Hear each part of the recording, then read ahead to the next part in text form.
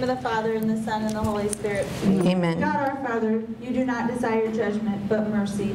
Help us to live not in judgment, but for one another, but rather in love as your Son taught us.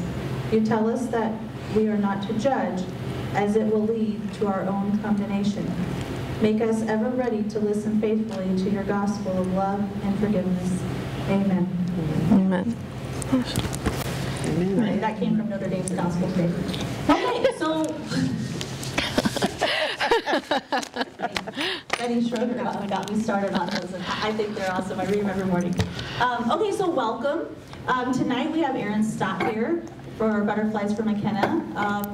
A lot of you don't know what it is. She told her story at Faith Festival, but tonight we're going to hear about her actual project that she started in memory of her daughter. I'm going to let her speak tonight first, and then after she's done, I'll do announcements. I want to go over the new schedule with you guys a little bit, and so you guys can kind of pass the word on. And we got some really exciting things coming up. So welcome, Erin Stott. Yeah. I guess I don't need those. Hello. I don't know how many of you were at Faith Festival, but I'll just start by telling you a little bit about what got the project started, or how the project got started. On June 11th of 2007, I was about 28 weeks pregnant with my second child. My oldest child was 9, almost 10, and I was real sick throughout my whole pregnancy, which lots of women are, but this was a different kind of sick. It wasn't like just a first-time pregnant sick. This was a I can't get out of bed sick most days, but that day I got up and I felt really good. So I told my son, we're gonna go shopping at Aldi's and get groceries, and it was close to Father's Day. So we decided we were going to go get some Father's Day presents. So we set off in the car. We lived out on Linwood. For those of you who are familiar, that's over by the airport. And we got around the curves about where Edward Stone School, or not, yeah, Edward Stone School is now, and I felt a little bit nauseous, and I thought, oh, I didn't really eat anything this morning. That probably wasn't very smart. So I said, we're going to go to McDonald's. I was trying not to panic him that I didn't feel good. So we drove through the drive-thru at McDonald's, but as I placed the order, I knew I was going to either throw up or pass out. So I told the lady at the drive-thru, too much information, but I basically just said, I'm pregnant, I feel like I'm going to throw up, so I'm going to pull into this parking place. But she wanted me to pull into the parking place, pull up to the next window. So I did. You know how it is, you just want to be a people pleaser. So I did that. Then I decided I would pull into the parking place. Well, the first place was taken, the second place was taken, so I just turned my car a little bit. And that's about all I remember. I woke up in the middle of Roosevelt and West Avenue. I had passed out, and when I passed out, I laid on the gas of my car, and my car went through the yard at McDonald's all the way in. The only thing that stopped us was the median in the middle of Roosevelt and West Avenue. I did clip another car and spun my car around. So I'll make this long story short, but I went to the hospital. I had my lip was had a tear in it from the airbag, and that's about all they thought was wrong with me. I was in shock, really, is what was wrong with me. I kept telling them everything was fine. But my husband came that day, and he insisted that we have an ultrasound. The doctors said, she doesn't need an ultrasound. We've had the baby on a monitor. The baby's fine. And after some very heated discussion between the doctor and my husband, they decided they would do that ultrasound. Well, I had actually had a liver injury. My liver was lacerated, and my duodenum, which is a fancy name for your upper intestine, was ripped open. So I had been bleeding internally for about 3 hours at that point. So they decided, there was very little amniotic fluid, so they decided they were going to have to go in and get our baby out. And at that point, we didn't think much of it. Okay, they're going to get the baby out. I told my husband, you're going to go to Iowa City with her because she's only 28 weeks gestation. They're going to take her to Iowa City.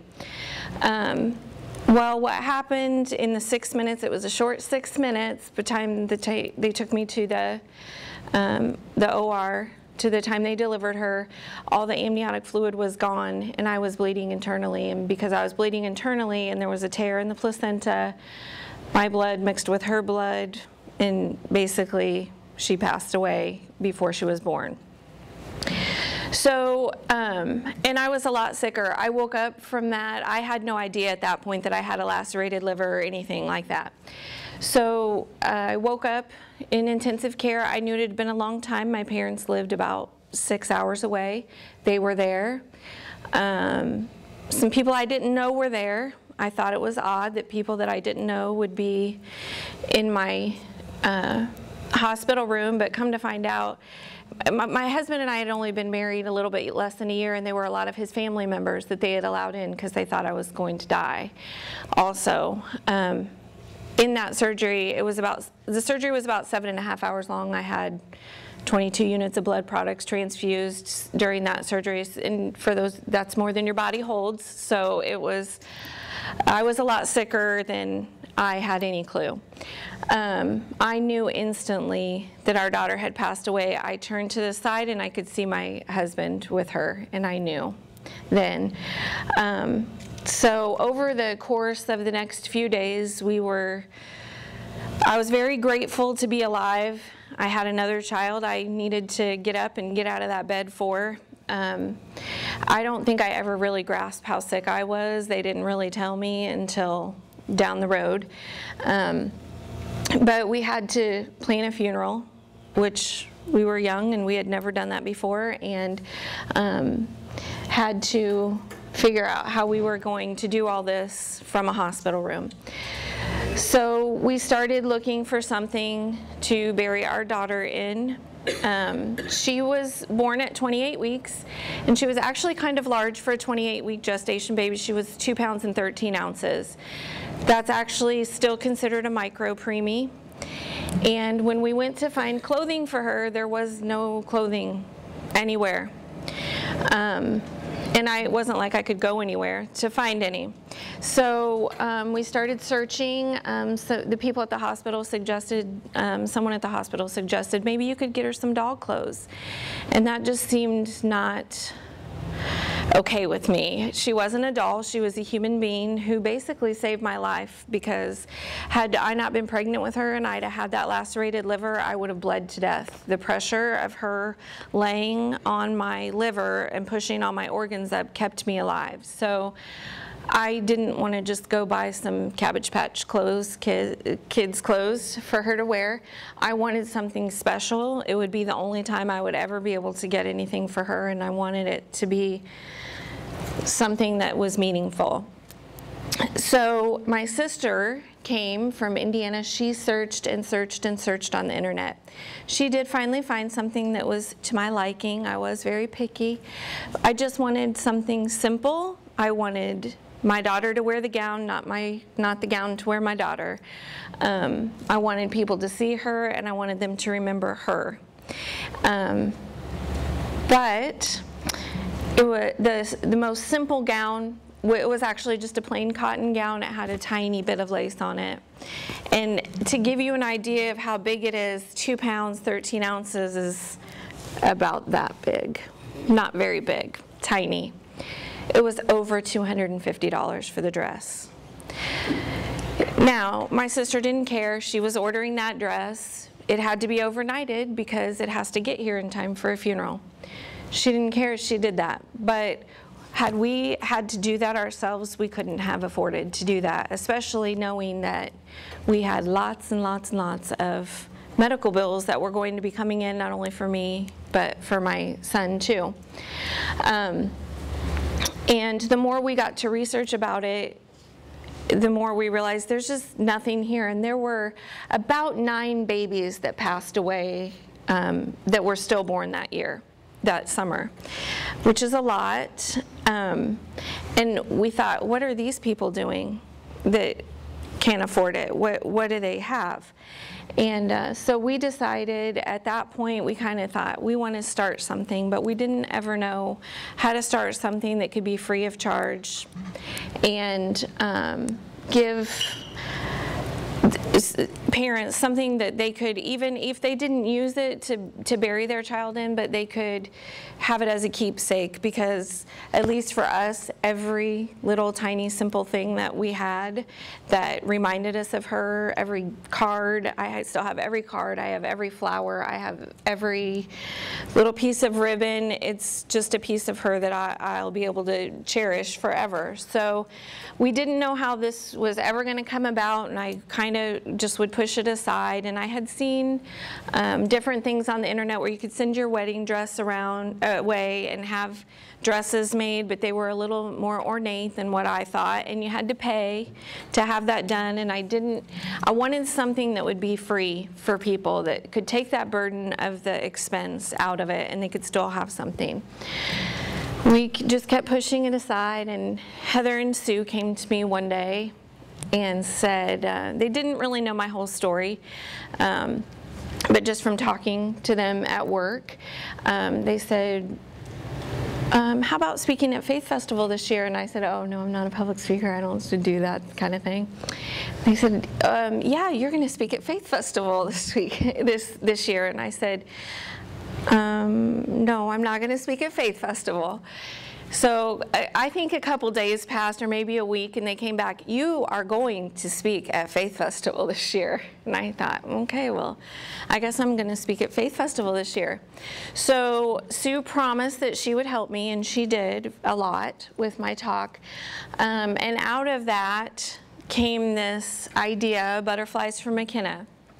The significance of the butterflies is when our daughter was born, it just seemed like butterflies were everywhere. And the first time we went to church after she passed away and I was out of the hospital, our minister gave a whole sermon on the significance of the butterfly effect. I don't know if you're familiar with that, but it's basically a little flap of a butterfly's wings can cause a typhoon across the world because of the ripple effect, or the butterfly effect.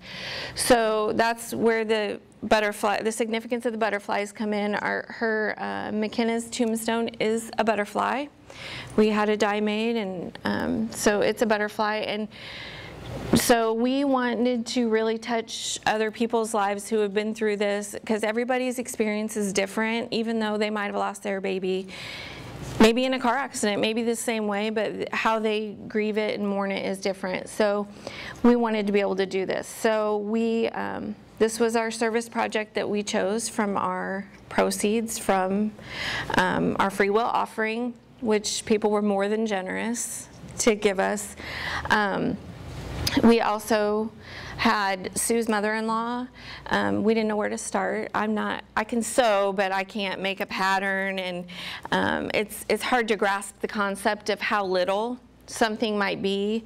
Like this is a gown that would be about the right size, so it's pretty tiny, and this is, they can be even smaller than this. Like this would be a hat that would fit on that size baby's head, so it's pretty tiny. So Sue's mother-in-law came up with a pattern.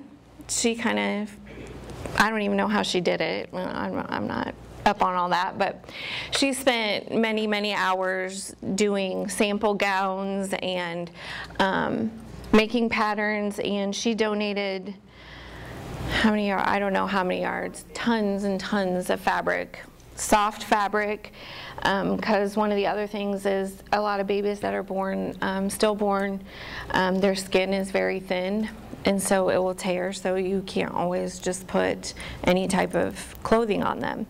So she did a lot of research, and she sewed us a couple sample gowns, and so Butterflies for MyKanna was kind of born that way. And we asked for help for people that could sew, crochet, knit, and people have come from all over. We had people come from Williamsburg, and an altar and rosary from Moringa, Iowa called, and they would like to help us, and lots of people within St. Mary and Patrick, Johnson Paul's, Dodgeville, have come out and said, I can knit and I can crochet, but I need a pattern. So we found a lady that did some other patterns for us and has done a ton of research, and she's made different size patterns. We'll have three patterns. We'll have a tiny, a medium, and a small, or they're all small, but the largest will probably be this size, about this size, and we have enough fabric that we can make them bigger if we need to. I had some ladies just go ahead and make things like this would be more for a toddler if a toddler passed away. She just made it out of the goodness of her own heart and mailed it to us, and it's gorgeous. And so we have all these, and I've made arrangements with Great River Medical Center and also with Prue Thielen Funeral Home. These will all be donated. We will box them. We'll have different size boxes for boy or girl, but it will be presented like this to every family. Every family that has someone lose a child, they won't have to be asked, do you want this or not? This will just be something they're given because they need to feel like they're kind of in control of what they do with it, whether it's kept for a keepsake or whether they use it for burial. It will be presented basically like this. We have a smaller box that we'll be presenting also, so the hospital will just know boy or girl, and according to the size box. Inside the box, it will basically look like this. This is the butterfly card, and it says, a butterfly lights beside us like a sunbeam, and for a brief moment its glory and beauty belong to our world, but then it flies on again, and although we wish it could have stayed, we are so thankful to have seen it at all. So that is what it'll say, and then on the back it does say Butterflies for MyKanna, given in sympathy and with love and memory of McKenna Marie Stott, daughter of Erin and Andrew Stott, who was born to heaven on June 11, 2007. And then we are giving the seamstresses a choice. This one says Sewn with Love by Jewel Crabb. The seamstresses, I want them to get credit for what they did. It's a lot of work. It's not just sewing like I thought, oh, I can sew some of those. Seeing some of what these seamstresses have done, and it's such tiny, detailed work, it's a lot more work than I want them to have credit for it. If they want it, some have said, I do not want my name on anything, I just want it to go to a family. And then we will say, given Sewn with Love by the women of Des Moines County Parish, or men, if men want to help too. We're not picky about that. And so then there will be a gown or a hat inside. This is one of the first ones that Jewel made. And this is the larger size. And then this would be the hat. Some babies won't have a hat, but you might want to keep the hat for your keepsake. And we have 3 different size hats right now. This is that's the large hat. This is the medium size hat. And this is a small one, this small one that I showed earlier. And then Christine Williamson, she made these hats. I don't think she's here tonight, but she's done a lot of work. She put a lot of patterns on paper. She wrote out detailed instructions for people who are wanting those. We want anyone who's interested to do their own thing with this, but stay within some guidelines. Some people will want something very ornate and fancy. Personally, that wasn't my thing, but there will be people who want that. So we're kind of giving free rein on that. We will have a hat that's this size, that's more like a bonnet, and this would be for a stillborn that was very small, like maybe 14 weeks. And then Christine did make some booties, and she did a lot of research. First she made booties that are all closed up, and then the funeral home said you need to slit them up the back for us, things you don't think of. So she made some to slit up the back. So some babies would be so small that these gowns would be gigantic on them. And there is also a pattern for what they call a preemie pouch, and that would be for babies that would be born early enough that legally they wouldn't necessarily be considered in the civil world stillborn even. It's just the legality of it for us. We all believe that they are. So legally at, I believe it's 21 or 22 weeks, you're required to have a regular funeral and services, but before that they are not. So, but people will want something to take their baby home in. So these pouches are very small. They're about the size of the palm of my hand. So it can allow them to be able to do pictures and have a memory for that child. And then we are working on some other patterns for boys. We do have some gowns for boys, but the ladies from Moringa, Iowa are working on a boy pattern that is not a gown, because some people will be opposed to the gown for their boy. And so they're working on an outfit that's pants or shorts for the boy. And then Father Marty's mother just heard about this through either the Catholic Messenger or Father Marty or Faithful, I don't know. And she graciously made all these hats and donated them. Now, obviously, they're very large, and she said, I think they're going to be really big. But these still will be donated so that anyone from the hospital or the funeral home could have this as a keepsake, or even babies that maybe might have to go to the NICU or something, they could still wear these hats, even if they were a little big. So, does anybody have any questions? I don't. Sure. Is that pattern available tonight? I do not have the pattern printed tonight, but it will be available this week at the Parish Center. Mm-hmm. I do have it here so you could see it. We just haven't copied the pattern yet. Anybody else? Around and visit with Erin a little bit more, that's perfectly fine. We've got some time. So I did put a new schedule out. October 26th, as I said, we have no cafe because it's Sparking of the Spirit. It is in West Point this year. And there'll be some, I think there's some flyers out in the churches. Deacon Harold Burke will be here, so if you guys want to watch your bulletin for that information. The next week, we don't have any cafe here because the All Souls Mass is that day at St. Paul's. So what Father Marty has agreed to do, we'll have the All Souls Mass and then the soup supper, and then he's going to do just a short presentation, he said, on the last things of life right after the soup supper. So that'll kind of be our cafe type thing. I mean, we're not going to have cookies and stuff down there because the soup supper will just be getting over, but we'll have a presentation.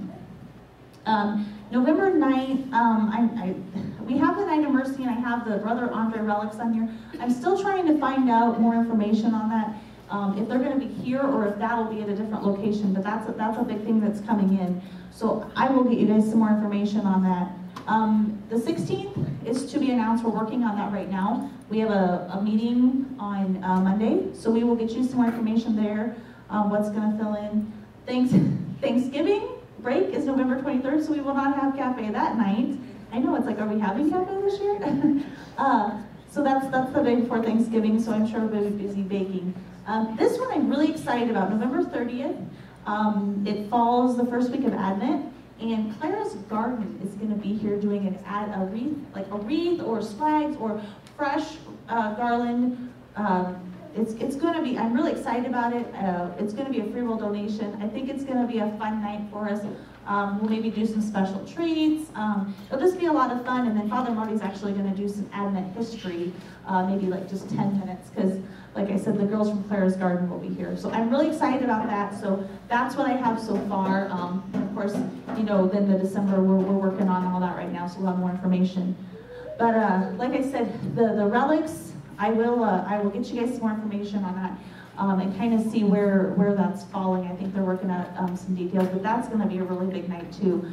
They've worked really hard to get those in. So that's all I have for you guys. Thanks for coming. And like I said, we have some time, so if you guys want to, stick around and ask Erin any questions or anything like that, I think she's got some information over here that she can give you. So thank you. Thanks for coming.